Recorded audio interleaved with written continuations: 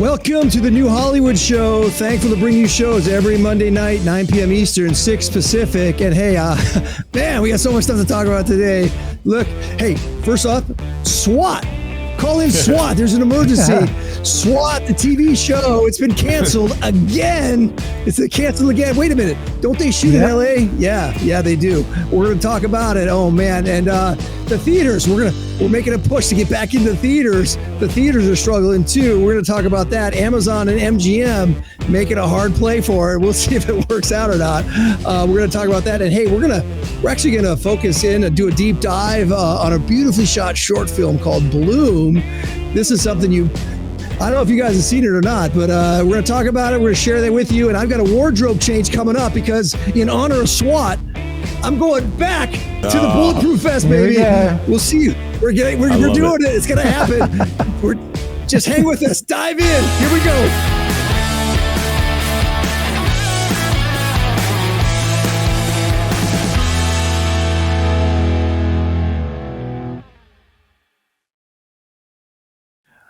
Okay, hello, free thinkers, Hollywood professionals, and creatives worldwide. I'm still getting my vest on. Where's my clip? I can't find the clip. Stat, give me the clip. I got it. All right, no, this is official. Hey, I'm Tatum Shank. We are Hollywood for Freedom, and we are in honor of S.W.A.T today wearing the Marshals for Life vest. If you know what I'm talking about, you know what I'm talking about. That's right. Siaka knows. Marshals for Life, buddy. But hey, this is our podcast to stay connected with you, our community of free-thinking industry professionals and fellow like-minded patriots. Speaking of Siaka, you heard him there. He's going to be coming in a minute. But first, I got to get another co-founder of Hollywood for Freedom in here. He's the producer of this show. He's the infamously dapper one, Mr. Timothy Glover. Hey, Tatum, you look amazing in a jacket. You know, I think you should wear that thing all the time. You know, it just fits. It just fits. It's a SWAT vest. Yeah. It's fun, right? It's good. It's pretty cool. All right. Well, let me I have a comment for you, Tim. Remind me to make a comment about what you just said after I bring in our third partner here today. He's also a co-founder of Hollywood for Freedom. He's an actor, a producer, and he is a living legend. He is. Oh, snaps. Really? Okay. Living legend. That works out. I like that one. That was a good one. And Marshals for Life. And now, Marshals because I have the right lighting, the stash is in, folks. The stash is in. It's coming along. It's coming along. Mustachio. Thank you, Tim. Mustachio. Hey. So listen, Tim, I love how I make a comment about you and about your dapper status, and you just kind of completely ignore it every time. It's just you don't care. It's just like it doesn't matter. You just start calling things out on me. It's great. It's like stoneface. Yeah, you just don't give people anything. If you give them an inch, they'll take a mile. That's right. A mile. Yeah, that's right. Yeah. Well, we're already taking several miles with you, but we're not going to get much farther. Yeah, once again, bro, love the tie, man. You're looking good. Thank you. Yeah. I've gone pink today. The pink tie. That's why I wore the pink shirt in solidarity to your pink tie. All right. You know, Siaka, speaking of mustaches, have I ever told you guys I grew a mustache at one point? I grew a mustache for a part. It took me about 6 weeks. Big old, I played a cop, grew the mustache. It was crazy. And it was my own. It was my own mustache. Oh, that's all I you can took say. some creative license. No, I grew it for the part. I mean, I had the part, and so I grew it to do that. And it was a 28-minute short film that my buddy had done. No cuts.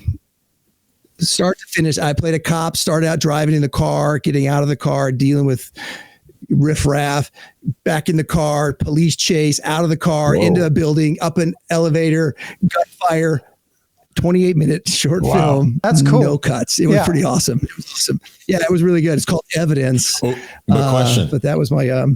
How did Jen feel about that stash? Yeah. Really? Oh, hated it. They absolutely hated it. Yeah, should not. Yeah, women tend to do that, you know.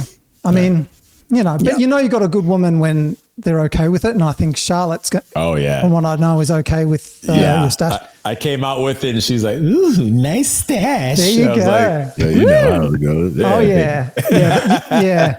Yeah, so it's good. Nice. Nice. That's awesome. Well, hey guys, I got a ton of stuff we want to cover today, and I got a couple little callbacks from the previous shows that I want to share with you guys and ask questions about. But let's get into our news and notes with the good, the bad, and the ugly of the industry.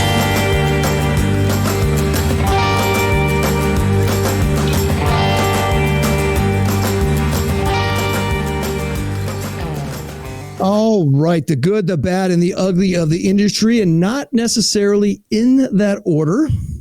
Okay, you decide what's good, bad, and ugly, as always. But I got the first one up here. This is S.W.A.T. This is S.W.A.T. I don't know. I mean, maybe for some people this is good, but it might be bad. It could definitely be ugly. S.W.A.T. canceled again by CBS after 8 seasons. Showrunner calls news heartbreaking. Sure. All right, S.W.A.T. has run out of lives. Yeah, CBS has canceled the police drama starring Shamar Moore, now in its 8th season that will wrap in May. During the past 2 years, S.W.A.T. lead studio Sony Pictures Television was able to propose financial terms that were appealing to CBS, sealing 11th hour pickups. This time, I hear CBS did not engage in renewal talks, opting instead to end the long-running series outright. S.W.A.T. is a rare broadcast drama filming in Los Angeles. There's a little callback to stuff we've been talking about. You know what? Here's the thing. Well, let me just drop this on you guys. I got some insider information on this because I don't want to relieve, we got to protect we know people working on this show. So when this news came down, we got a little inside scoop.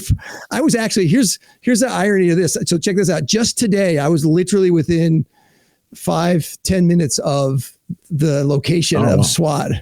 And I just didn't have time to get over there. I wanted to get over there and be on the set of the quickly leaving soon S.W.A.T. show to say I was there right before, but I couldn't make it over in time. It was a timing thing.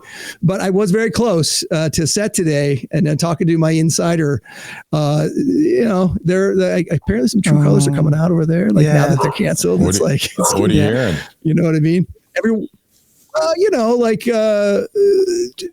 You got to say down. Come on, man. You got to say it. You got to learn to speak around it too, and just drop it. Like one person hates this person because that person's too tall and that person's too short. Well, apparently, yeah, that's right. Apparently, there was a little issue with craft service and not respecting the craft service properly, and they had a little outrage on set the other day, going off. You guys have never appreciated it. Oh my gosh! It all comes out something now. Like this. We hear, it all's coming out. And then there was a little monologue by the star there that kind of stopped production for about an hour. Is what I heard. Anyways, there it goes.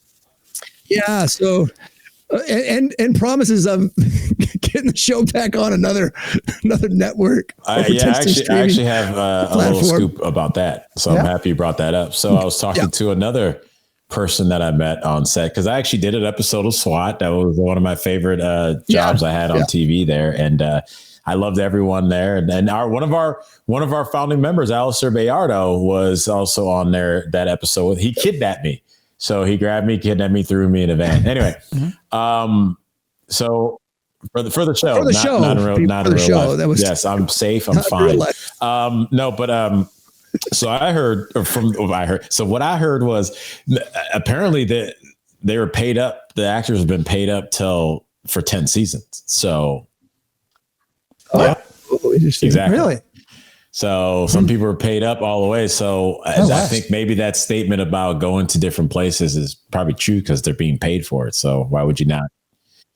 Well, here's the thing. You know how like in the NFL, the contract's never a contract. They just cancel it, whatever they want. They get rid of, I wonder if it's like that here. Like they have a contract. You get that money. No, you get that. Yeah. Too many people get sued. That's what they held out for. Make sure you get paid.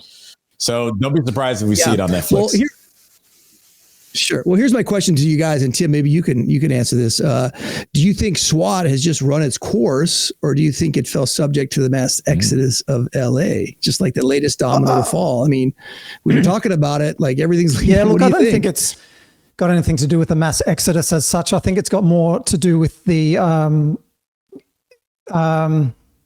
Skydance buyout of Paramount, maybe, and just what's going on there with CBS.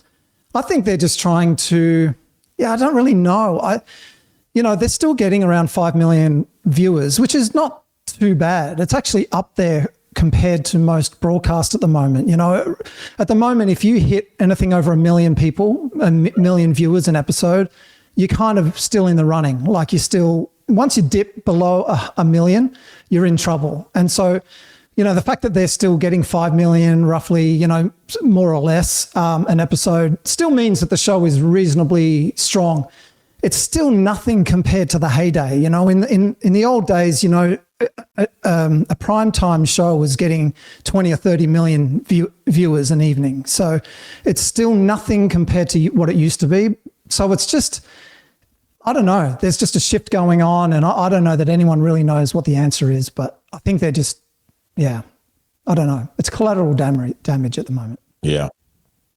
Yeah, sure. Well, we're standing up today for S.W.A.T. saying, hey, man, thanks for 8 seasons. And it is very sad. It is very sad. It's one of the, those shows are bread and butter for the industry, aren't they? I mean, they're just the bread and butter.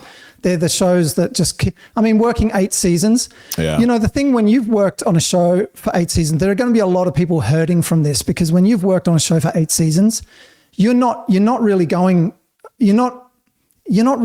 pollinating other areas of the industry. All your connections are in that show. Yeah. And so when you have to move on to another show, you can be really left high and dry. So it can be very devastating for people.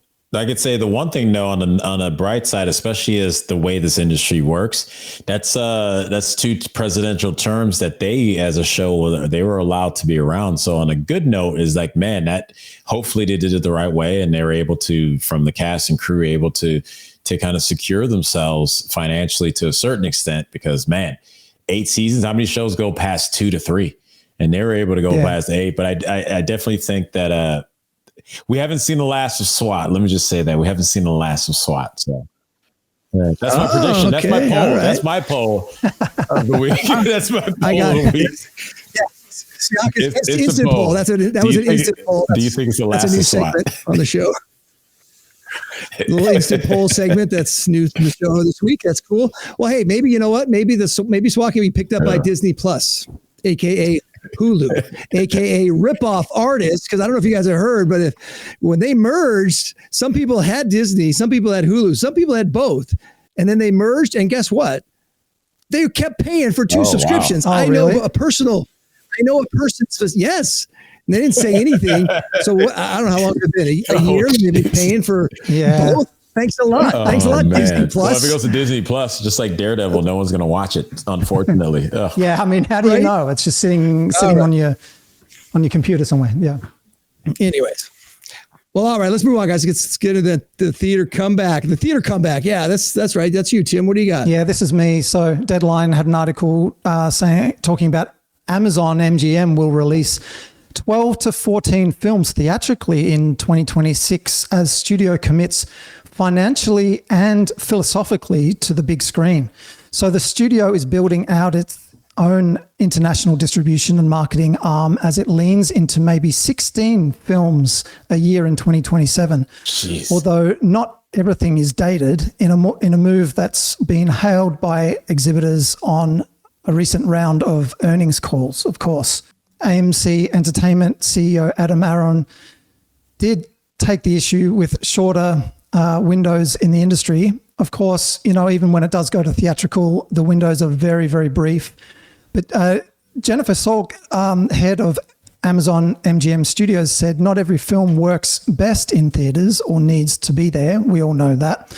But acknowledged that a theatrical release generally does give a bump to a film when it hits streaming.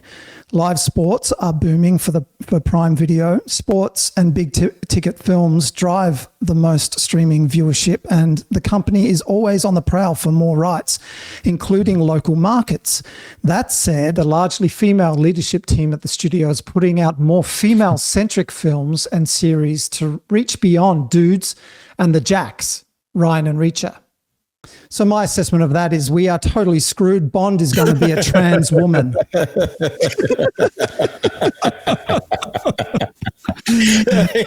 yes. Oh, he came in hot. Woo, man, that was Oh man. What do you really think about that, Jim? Well, it just, oh man, come on. She said it. She said what all our fears are, the women-centric garbage and, Bond's the DOA. Hey, check this out. So I just came across this morning. It was talking about like the COVID comeback, right? Like ever since 5 years now, guys, 5 years since the COVID fiasco. It's crazy, right? But it just, it the movie going experience and just movie theaters in general, right? Tons of them closed over that time. But it said this article I was reading, it said Broadway is back to 95% of its pre-pandemic attendance. So the theaters have come back. Concert tours are up 71% since 2019. So they made a massive comeback. But then you get to screens and the numbers compared to 2019 and 2024 for movie theaters, U.S. movie screens dropped 14%. Annual box office revenue fell 23%. Yearly admissions plummeted 38%, which was from 1.3 billion to 800 million. And then wide releases decreased from 112 to 94. So it's struggling. Tim just read why. They're moving away from the jacks, the dudes. They're moving away from what made movies successful to make a trans bond or whatever. But it's like they say it right there. It's the same thing we talked about last week when when Kathleen Kennedy brought it was like the force is female. Yeah. When you go out and you're doing that and you don't pick story and you try to tell a good, strong story over your ideology, you can't wonder why no one wants to go see it in the theater. And so if they're serious about this, they're setting themselves up for failure. And look, I got no sympathy for them anymore, guys. Like, it sucks for us because of how we grew up, but move to a small town and where they have one theater, and then every once in a while do like an awesome midnight movie of one of our Blast from the Past films. Yeah. And it's really sad how they make those statements, and they're very proud of it. I mean, you can just hear the applause, when she's one. Well, in that, yeah. So. But, talking about how the theater going experience, which was that our poll last week? That was our poll. Yeah.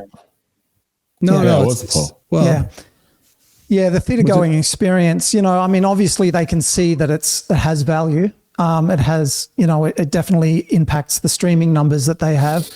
But the movies themselves are struggling, like you say, to draw people in. So I actually saw an article where some of the theater chains, local theaters, are doing things like axe throwing competitions and having food and alcohol open bars at the theaters, and having loyalty programs and doing all these things. Some of them are even doing just making it more of a family affair. Doing just having play. I don't know what play means exactly, but parties, private events, dining and drinks and all these sort of things, elite rewards, and just to try and generate more of a family atmosphere about what they're doing. And there's even one place in Texas that did this axe throwing idea, and they were actually commenting how the axe throwing is actually right near the bar.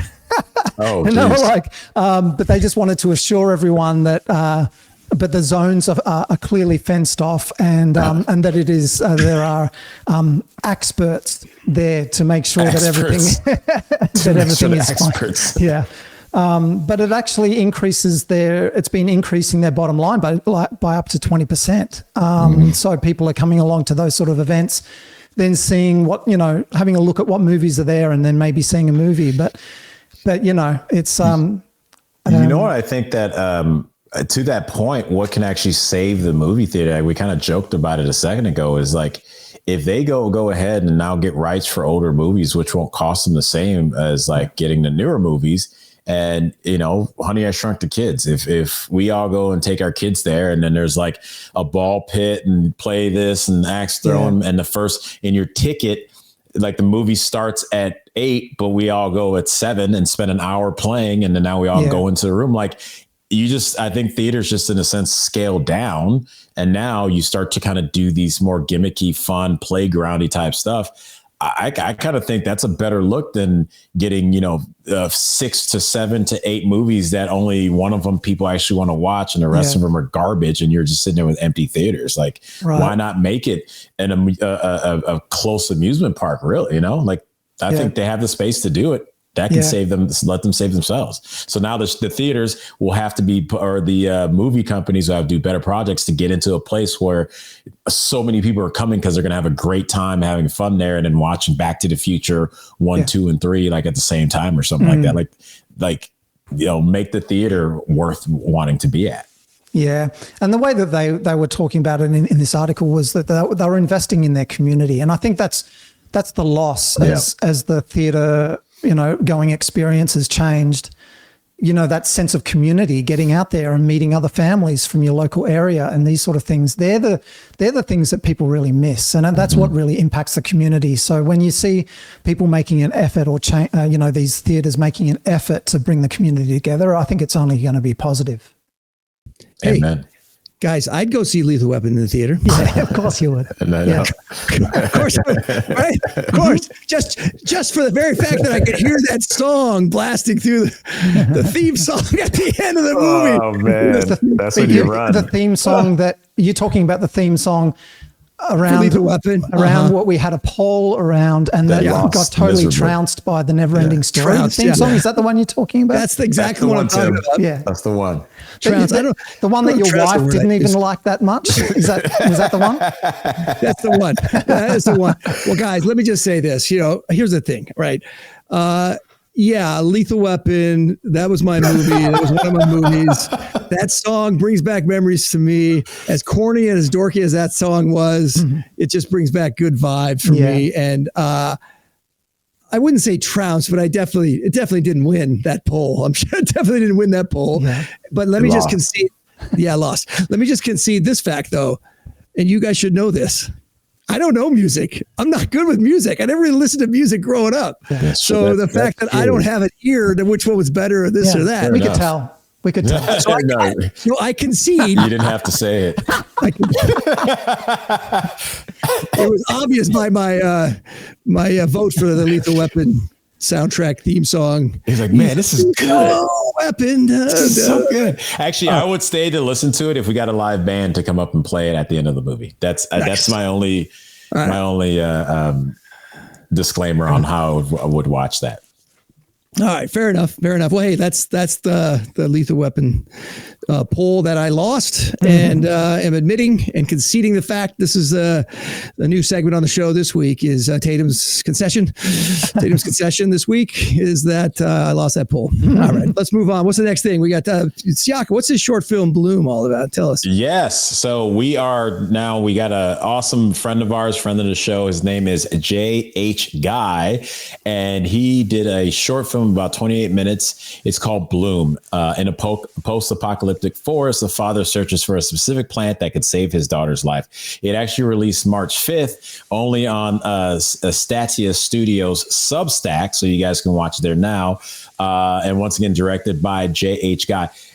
We got to get an exclusive screening here at Hollywood for Freedom, and we wanted to bring this up because this is a movie done by Christians, not necessarily a Christian movie for that cliche of what it is, but it's done by Christians, and it's a beautiful movie about sacrifice. And in this, you got to see, to me, one of the biggest things is like, wow, this is why we have to pour money into projects, because for what they had, it was extremely beautifully made, well written, extraordinarily acted, especially the young boy that comes in there, and it had a nice little beautiful message at the end. The soundtrack was amazing. So I'd love to see more movies like this, and I even love to see you put money into this. You see guys, actors, and production teams that are super, super talented, and you guys go check it out on Stigta, right? I think I'm saying it correct.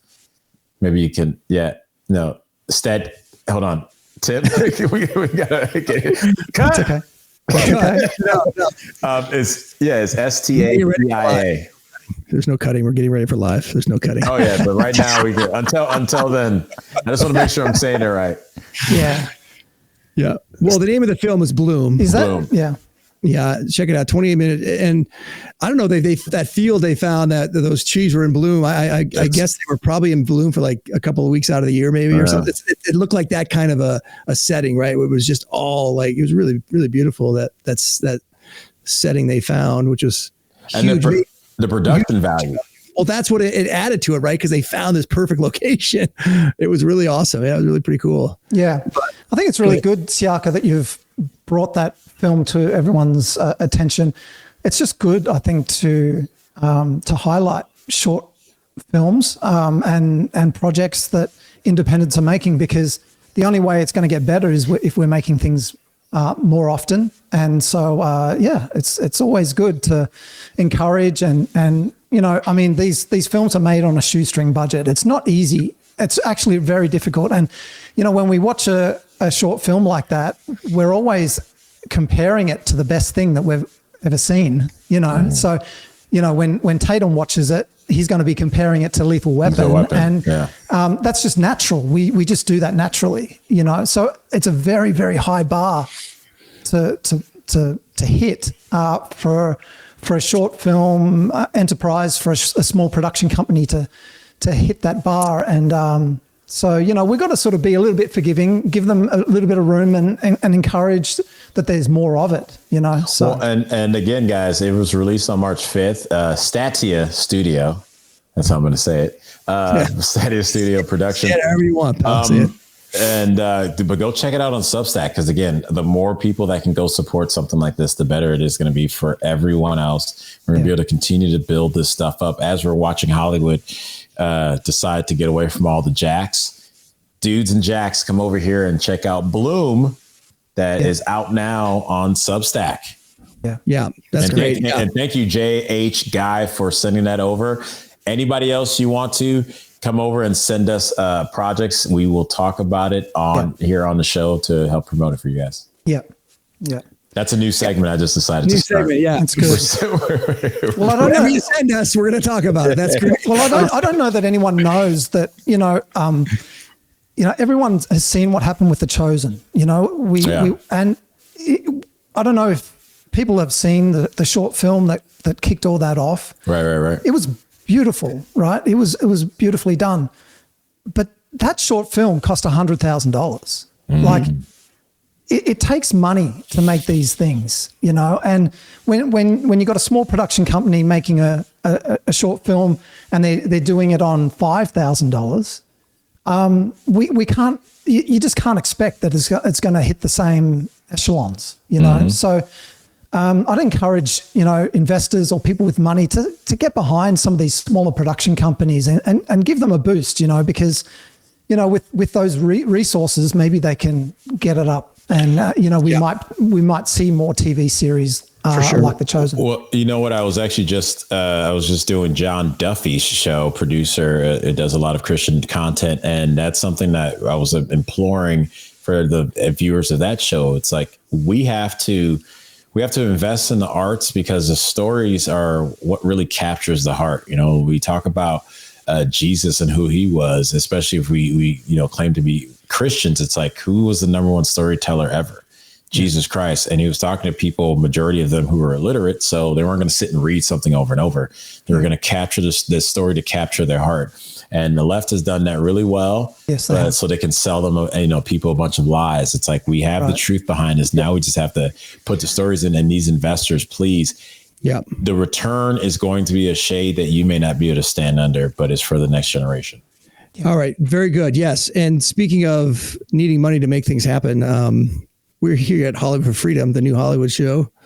Could use your help and your support to keep this show running, because it takes some funds to keep us going here. So we really are looking for monthly supporters. If it's $25, if it's $50, $100, whatever you can do, a monthly donation, we would appreciate it. If you want to be a bigger supporter of the show and see me cut my hair, the standing offer is there. $10,000 donor gets my head shaved and I'd be looking like Siaka. Maybe I grow a mustache with the shape of the head. I don't know. Let's see. But we do appreciate those of you that are supporting us and supporting the show. We need more of you doing that. Go to the website, HollywoodForFreedom.com. You can actually join the database there if you're an industry professional or a supporter. Be a part of the database.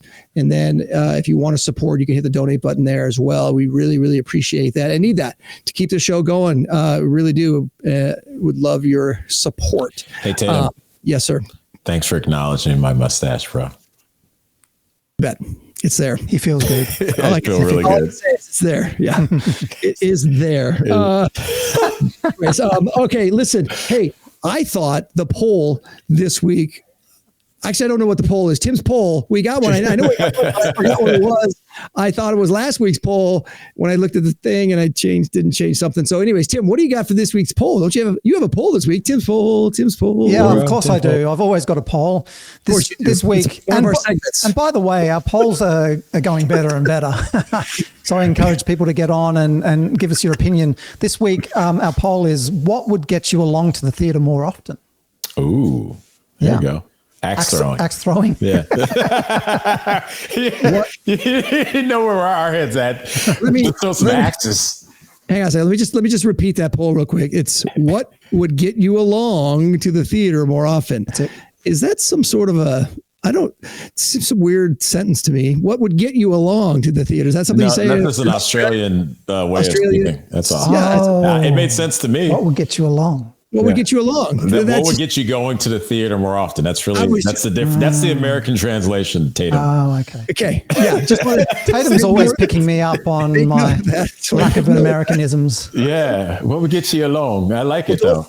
Don't forget, Tim, I deemed you a patriot on one of these episodes a few back. So yes. You're a patriot. It's okay. You could take a little, I just tried to deflect from myself a little bit. That's all right. Fair enough. On me. I know. That's what happens when you're a host, though. I'm surprised Siak hasn't mentioned my underdress yet for my No. School teacher. Did you see when I put the glasses on? No, don't do it. Don't do it. Now you're a hostage negotiator. That's all that is when you have to put it on there. Or you're the package that we're trying to get out cleanly.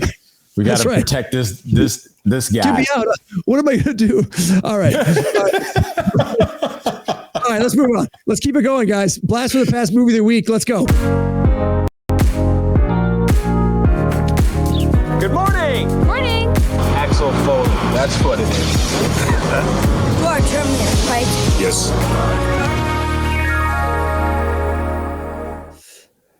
All right, our Blast from the Past movie of the week. This week, I think you guys are going to know this one. It is The Karate Kid. Sorry, Ralph. Yeah. Macchio and Mr. Miyagi. Yeah. From ever since that, I don't pat something. It's Mr. Miyagi, right? He's known as Mr. Miyagi, the Karate Kid. They made several more. They made a new. Actually, the guys, the series we watched a few of those seasons is actually pretty good. Yeah, pretty good. Cobra Kai. Cobra Kai. Yeah, that's right. Good. But the original Karate Kid, the crane thing, who and the best and one of the best songs out of any movies of the 80s. You're the best around. No one ever going to keep you down. You're the best. Yeah. So that song better than the Lethal Weapon song? That's the other poll we're going to another one of Siaka's impromptu polls. Instant Siaka poll. Instant Siaka poll. Instant Siaka poll. Choo. Instant Siaka poll. It's a new segment on the show this week. This week only. What do you think, Tim? Karate Kid in your wheelhouse there? Oh man, one of the most memorable movies of all time, and just that image of him standing at the beach, learning how to do the kicks. I mean, it's just inspirational. I mean, it's up there with Rambo and Lethal Weapon and all of those, I would say. I thought that I was inspired watching that too until I started training and I realized, man, Ralph Macchio is not that athletic, but it's still a great message in that show. Like, my man could not really do it. I'm like, oh, bro, that's not how it's supposed to work. Young. Yeah. So charming as all get out. And here's the thing. He came through and just started hitting on this guy's girl that he's known for forever. And everyone was like, oh, poor kid. Nah, man, come on, dude. Leave the guy's girl alone. Oh, okay. Yeah, there's a little twist on it. That's a Cobra Kai twist, guys. Cobra Kai twist is like this kid came out of nowhere and started like hitting all over this guy's girl, or at least they had a history, and then it was like, come on. Yeah. All right. Well, hey, speaking of leaving people alone, we should. Why doesn't X leave us alone? Huh? That's what I want to know. Ooh. Exactly. Here's Tatum's rant for the day. I got a rant for you. Here you go. What? We've been pushing. Find us on Rumble and X now since the start of this show because we thought, there's no censorship there. We're on the same team. We can say what we want. I don't know what happened, guys, but if you're trying to follow us on X, you might not be finding us right now, and I don't know why that is because we're just speaking truth here on a podcast, which I thought is something we could say in this country, free speech, but we've been censored. Tim, they censored us. What? Yeah, there you go. What is that? Yeah, that is extremely disappointing. It is gutting. That is crushing to us. Yeah. It's not we're not the only one. Actually, there's another friend of mine that just got his account suspended too. He's a J6er, so we're not even like talking to that level. But yeah, the suspensions seem to be coming around. I don't know. It could be connected to the, they were recently attacked they recently hacked or spyware attack a couple days ago, but we definitely don't deserve it. We just crack jokes. It makes you think. It makes you think something nefarious potentially going on there, right? Yeah, well, I mean, it makes me wonder. I mean, maybe Elon just doesn't have full control of what's going on there. Yeah, maybe, I don't think so. Maybe it's beyond his scope at the moment. He's not seeing some of maybe the smaller, lower level accounts like us being just cut away on the quiet. I don't know. I'm giving him the benefit of the doubt, but man, I'm not happy about it. Well, and that's the same thing that they were doing in Instagram back in 2020. It was like, they took some big accounts down, but they were taking the smaller guys down more consistently because they didn't have enough of a voice yet to really complain. And so they did that to us here at Holler for Freedom. And it's just really disappointing, guys. And that's very frustrating that they're doing it. It makes me want, I have to go back to the script there, Tatum. We need to revise what we say each week. Right. Because like you say, we've been saying, go to X, Find us on Rumble and X. And then now we can't even say that anymore. I mean, yeah. So, well, I mean, I'll just revise it right now. Hey, find us on Rumble. Find us on Rumble. Period. All done. All right. Thank you for, looking for us on Rumble, everybody. We appreciate that. Hey, let's go final thoughts, guys, and get out of here. Final thoughts. Who's got one? Siaka, what do you got? Go. Censorship is never a good thing in a country that is free speech. Even Instagram is still involved in it, and they're using the world's rules as what they follow from now on. So, All right. My final thought is I'm encouraged. I'm very, very encouraged that Siaka has kept on with the moustache. I think it's going to go really well. I'm encouraging him to keep it going until he can comb it. So that's where we're going. Noted. Very good. Very good. Hey, I got a call back to last week's show. Actually, I didn't even realize this. But the guy in Daredevil that plays Foggy, Eldon Henson. Did you mention this last week, Siaka? He was the tough bully kid in the Mighty Ducks. Oh, yes, he was. But I thought him and there was the Bash brothers, right? But I thought he was actually Opal from Sons of Anarchy. I was wrong about that. You're correct. He was the tough guy. He was the tough guy in the Mighty Ducks. Yeah. I didn't even know it. I didn't get it last week, and then I realized, I said, "Wait a minute, this Foggy? Are you kidding me?" Yeah. Foggy. If you see Daredevil, by the way, the new series, watch the first episode. Foggy. Check him out. There's a little fog going on there. You should check. My man Foggy. Anyways, but listen, hey, that is our show for today, everyone. Thank you for joining us. We are the new Hollywood for free thinkers, where being a creative doesn't mean you need to sacrifice wholesome ideals, where freedom and family are a good thing, and where you can be a well-rounded and healthy creative working in the new Hollywood. Hey, if you're not yet a member of our database, please sign up for free on our website at hollywoodforfreedom.com. Our strength is in our numbers, so please join the movement. And remember, don't trust big tech. Find us on Rumble. Period. All right. And Thanks, guys, for being here. Siaka, Tim, you guys are awesome. You're welcome. We will see you next time. New shows dropping every Monday, 9 p.m. Eastern, 6 Pacific. Until next time, Galatians 5:13.